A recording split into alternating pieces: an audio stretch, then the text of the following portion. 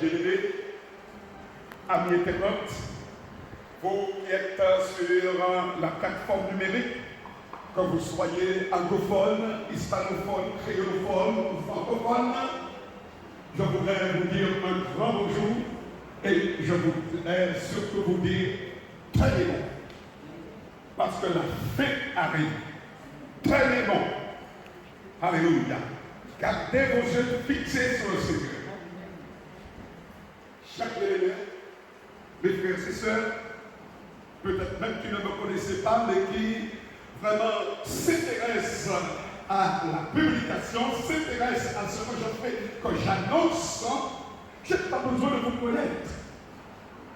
Car simplement l'Esprit est à l'œuvre et l'Esprit vous fait voir ce qui est de Dieu et ce qui n'est pas de Dieu. Aujourd'hui, l'Église a pris une nouvelle dimension. La dimension, c'est la dimension de l'Esprit. Et tous ceux qui marcheront par la chair ne pourront pas progresser. Ce matin, pour vous aider, je vais traiter un sujet, peut-être qu'il ne pourra pas plaire à tout le monde, je pense surtout aux amis internautes, mais c'est la vérité. C'est la cécité spirituelle, maladie de l'Église du siècle présent. La cécité, ça veut dire, chers bien-aimés, l'aveuglement de l'esprit. Amen. Amen. Et par contre, le Seigneur avait dit pour le coronavirus, ce n'est pas moi qui ai envoyé ça. C'est une manière de vivre, de vous comporter, etc. Mais le Seigneur dit, par rapport à la cécité, à l'aveuglement spirituel, alléluia, c'est moi qui l'envoie. Et c'est pourquoi nous allons voir tout de suite, chers bien-aimés, Deutéronome 28, verset 28 avec 9. L'Éternel te frappera de délire, d'aveuglement, d'égarement d'esprit, et tu tâtonneras en plein midi comme aveugle dans l'obscurité. Tu n'auras point de succès dans tes entreprises, et tu seras tous les jours opprimé, dépouillé, et il n'y aura personne pour venir à ton secours. Amen. Amen. C'est l'aveuglement, c'est la dépression, c'est tout cela a un but, chers bien-aimés, je dirais un but, oui, c'est de vous ramener à lui, mais c'est la conséquence aussi de votre, je dirais, désobéissance. Parce qu'on veut comprendre. On veut comprendre pour pouvoir faire. Et ça, ce n'est pas la foi. Le Seigneur t'a dit, c'est vraiment obéir sans comprendre. Il t'a dit de prier jour après jour. Il t'a dit de pardonner. Alléluia. Tout cela se trouve dans son plan. Et parce que tu ne fais pas ce que le Seigneur te dit, automatiquement, je dirais que l'esprit de confusion, l'esprit, je dirais, de cécité, d'aveuglement, est sur toi. Et s'il n'y a pas quelqu'un, s'il n'y a pas une église pour t'aider, s'il n'y a pas un serviteur, oui, pour pouvoir t'aider, tu meurs dans cette situation d'aveuglement. Mais j'ai une bonne nouvelle pour toi ce matin. Cette bonne nouvelle, chers bien-aimés, c'est que Dieu vous aime. Et il ne veut pas perdre une seule de ses brebis. Donc, je dirais simplement ce matin, si je me lève pour pouvoir vraiment apporter cette étude, une étude qui n'est pas facile, mais une étude qui est nécessaire pour le peuple de Dieu, soi-disant le peuple de Dieu. Eh bien, je vous dirais, chers bien-aimés, le Seigneur vous dit ce matin, tenez-vous, car j'ai déjà pris tout en main. Ésaïe 43, verset 8 à 13. Et hors de moi, il n'y a point de sauveur. C'est moi qui ai annoncé, sauvé, prédit. Ce n'est point parmi vous un Dieu étranger. Vous êtes mes témoins, dit l'Éternel. C'est moi qui suis Dieu. Je le suis dès le commencement, et nul ne délivre de ma main. J'agirai, qui s'y opposera? Amen. Alors, chers bien-aimés, je vais essayer de boucler le temps qui m'était parti, mais il y a des choses importantes que je dois vous dire. Il y a tant de scandales, tant d'incompréhensions, tant de perturbations dans les églises. Je ne parle pas à vous. Je parle à l'église universelle. Alléluia. Il y a beaucoup de perturbations simplement parce que vous ne connaissez pas Jésus. Vous ne connaissez pas Dieu. Il est parlé dans la parole de Dieu, chapitre dans Zacharie 8, 23, disent de différentes langues, différentes nations tiendront un juif par le pan de sa robe et diront, nous irons avec vous, car nous avons appris que Dieu, nous avons connu, nous avons expérimenté que Dieu est avec nous. Alléluia. Alléluia. En tant que réformateur, en tant qu'homme établi par Dieu, pour ramener les choses anciennes, je vous dirai une chose. Vous avez la victoire. Parce que les hommes qui vous enseignent payent le prix. Et Dieu est avec eux. Il n'y a pas l'amen? Gloire soit rendue à Dieu. Ce n'est pas grave si vous doutez, ça c'est votre problème. Vous allez encore augmenter votre fardeau. Parce que si vous voulez avancer, il faut croire à des hommes, alléluia, qui vous enseignent.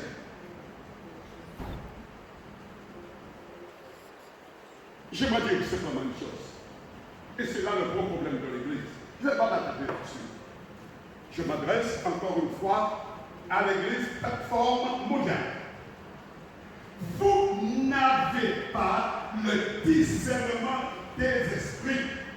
C'est-à-dire que vous ne pouvez pas même discerner ce qui est lumière et ténèbres. Parce que vos yeux sont malades. Amen.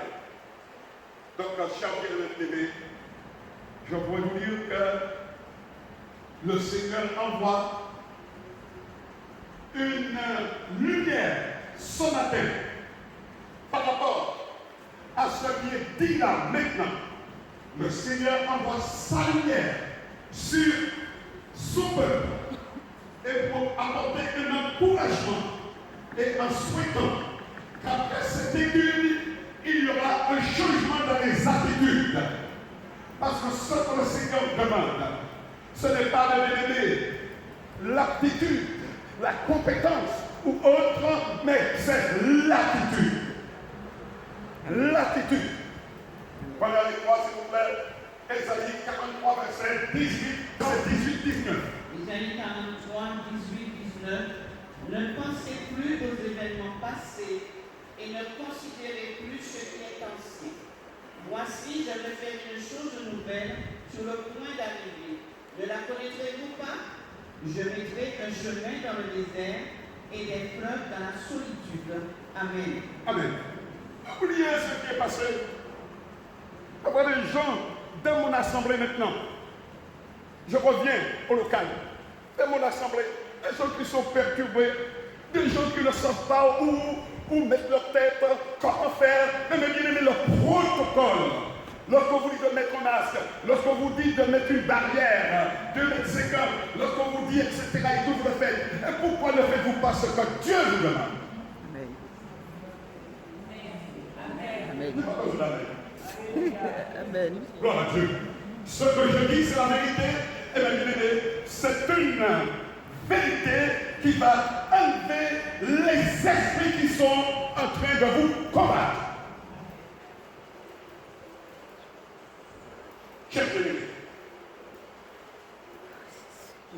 l'étude biblique, c'est une étude qui amène à la victoire. Une étude qui amène à la, je dirais, à la joie. Une étude qui amène à la sérénité. Une étude qui amène, chers bien-aimés, à vraiment, je dirais, parce qu'il y a, merci Seigneur, tu me dis, tu me parles, et que tu me dis que le 3 juillet, il y aura une soirée de louange. Tu es en train de préparer la soirée de louange, qui sera différente de toutes les soirées de louange. Une soirée de louange qui sera différente. Parce que ce ne sont pas des corps physiques qui vont venir me louer, mais c'est un esprit, ce sont des esprits, c'est mon peuple, mon épouse qui vient dans ta face pour apporter une louange qui m'est agréable. C'est pourquoi, à cause de l'aveuglement spirituel, je vais essayer d'en aller, à cause de l'aveuglement spirituel, David anticipait déjà. Parce que c'était un homme, un pécheur. Il anticipait déjà avec deux versets. Psaume 85, verset 7, 8. Ne rendras-tu pas à la vie afin que ton peuple se réjouisse en toi? Éternel, fais-nous voir ta bonté et accorde-nous ton salut. Amen. Amen. C'est un appel à Dieu. C'est un appel à Dieu. Alors, mais à Dieu. Alléluia. Pas à des organisations, mais à Dieu. Alléluia. Et le temps est arrivé maintenant, mes bien-aimés, où il faut revenir à l'essentiel, l'Éternel, le Saint-Esprit. Prenez encore avec moi, Psaume 141, verset 8. Oh! Psaume 141, verset 8. Psaume 141, verset 8. C'est vers toi, éternel Seigneur, que se tournent mes yeux. C'est auprès de toi que je cherche un refuge. N'abandonne pas mon âme. Amen. N'abandonne pas mon âme. Ce n'est pas le corps qui est malade, mais c'est notre âme qui est malade. Je m'adresse bien sûr à tous les chrétiens, tous ceux qui veulent vraiment être présents lorsque la trompette sonnera. Ce n'est pas votre corps qui est malade, mais c'est votre âme. C'est votre esprit. Parce que vous êtes encore aveuglé. Chers collègues, nous allons faire rapidement un état des lieux pour comprendre ce que je dis. Parce que l'Église ne doit pas être dans les tunnels. Oh, alléluia. L'Église en ce moment doit vivre les derniers moments avant l'enlèvement. Parce qu'il y a un enlèvement. Et on sent déjà, alléluia, que je dirais que l'atmosphère qui est créée dans ce temps-là, c'est une atmosphère qui nous amène de plus en plus vers le salut, vers la libération, vers la, je dirais simplement, une totale délivrance. Parce que des fois on est là, mais on n'est pas encore délivré. On parle en langue, on est ceci, on est chante, on est prophète, on est pasteur, on est évangéliste, on est tout ce que vous voulez, et puis on n'est pas encore délivré. Là, je vais entendre le Amen. Merci. Là, je voulais entendre le Amen. Parce que je m'adresse à une église locale. Chers bien-aimés, j'ai voulu faire l'état des lieux. Pourquoi, Seigneur, m'as-tu parlé de cet aveuglement spirituel? De cet aveuglement spirituel. J'ai voulu l'état des lieux. Et voilà ce que je vous dis. L'heure est venue de considérer attentivement notre église mère. Je veux parler de l'église de Jérusalem au 1er siècle, qui fut pendant quelque temps entièrement israélite. Là sont nos racines spirituelles à cause de Jésus. Le salut, vous savez très bien, vient des Juifs. Et il n'y a aucun autre salut que Jésus. Acte 4, verset 12. Est-ce que vous pouvez me le prendre, s'il vous plaît, Acte 4, verset 12. Acte 4, verset 12. Car il n'y a sous le ciel aucun autre nom qui ait été donné parmi les hommes par lequel nous devions être sauvés. Amen. Amen. Gloire à Dieu. Il n'y a pas d'autre bien-aimé. Il n'y a pas d'église africaine, il n'y a pas d'église espagnole, il n'y a pas d'église européenne, il n'y a pas d'église martiniquaise, il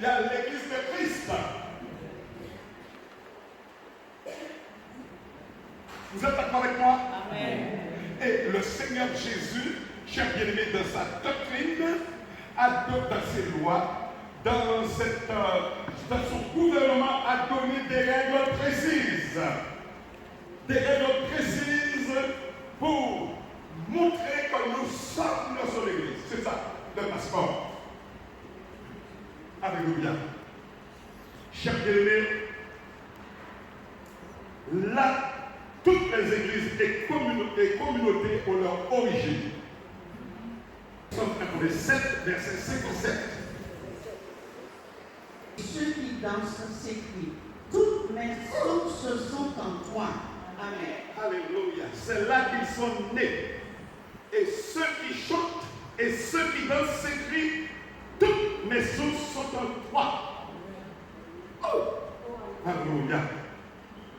Chers bien-aimés, lorsque on relit les premiers chapitres des livres des Actes, lorsque le Seigneur a commencé son Église, quand voyons-nous? Alléluia. On voyait les gens bénis, alléluia, qui arrivaient en foule, des gens qui avaient envie d'entendre la parole de Dieu. Il y avait vraiment quelque chose de spécial. On voyait les miracles qui se produisaient. On voyait les gens qui étaient guéris. On voyait chaque jour des miracles extraordinaires. Le Dieu que nous servons a-t-il changé? C'est nous qui avons le problème. C'est nous qui avons le problème. Car le Dieu que nous servons est un Dieu de miracles. Vous y croyez, ma soeur? Amen. Et le Dieu de miracles se trouve où? Dans une maison faite de maison ou bien dans votre cœur, dans votre âme. Allô. Oh. Vous êtes le temple de Dieu. Le temple, ce n'est pas un bâtiment. Le temple, c'est votre corps qui est donné au Seigneur. Viens, toi, suis-moi. Viens, toi, suis-moi. Viens, toi, suis-moi.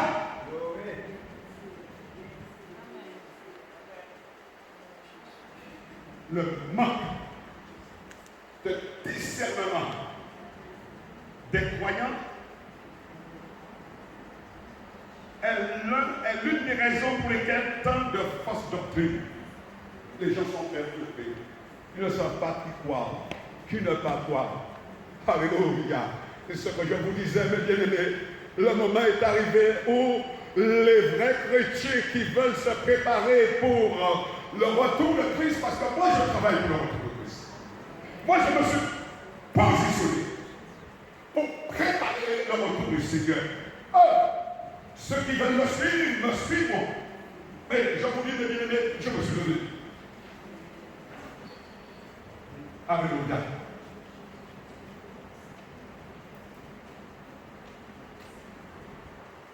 Ce genre d'études, je ne sais pas comment je pourrais le faire. Ce genre d'études, ce sont des études, je dirais des moments spéciaux, qui vont délivrer le peuple de Dieu. Je n'ai pas besoin, cher bien-aimé, en tant que serviteur de Dieu, de mettre la main sur quelqu'un. L'onction simplement, la présence de Dieu, le revêtement de l'esprit va faire le travail. Le revêtement de l'esprit va faire le travail. Et lorsque vous aurez à combattre, vous n'aurez pas à combattre moi, mais vous aurez à combattre cet esprit. Rappelez-vous, Ananias et Saphira, ils n'ont pas combattu Pierre, ils ont combattu simplement le Saint-Esprit. Permettez-moi de vous le dire.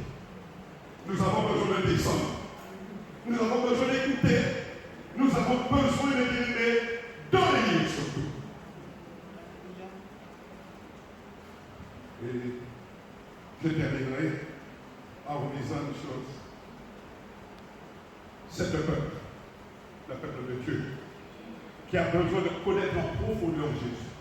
Vous connaissez Jésus en surface, mais le Seigneur vous a dit, va plus loin, va plus loin, va plus loin, va plus loin. Oh. Pasteur Okoye,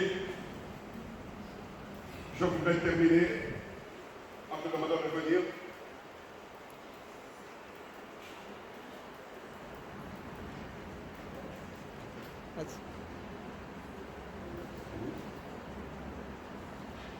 Dieu, simplement pour une chose, que l'Église comprenne ce que je dis. Ce monsieur, je le respecte. Je le respecte. Pourquoi je le respecte? Parce qu'il a beaucoup de connaissances, il a beaucoup d'expérience dans l'homme. Dans le bien-aimé, c'est-à-dire dans sa situation, là où il a été appelé, avant de recevoir l'appel de Dieu. Lorsque j'ai entendu, j'ai eu envie de lui dire que j'ai marqué. Mes félicitations, mon frère, parce que là, tu as vu ton machin, tu as vu ton WhatsApp, tu as encore vu. D'accord. Ok. Bon. C'est un homme, alléluia, qui peut vraiment amener beaucoup de personnes, de gens, à une condition. La condition, mes bien-aimés, le Seigneur a zappé son temps de politique. Maintenant, il ne fait plus de politique. Il va témoigner de ce qu'il était et de pourquoi il a resté. Mais maintenant, plus que jamais, alléluia, le Seigneur veut l'utiliser pour une action spéciale. Et la formation, mes bien-aimés, la formation, c'est le genou. Jeune, prière. Parce que c'est un homme nouveau qui est en train de sortir. Alléluia. Acclamez le Seigneur.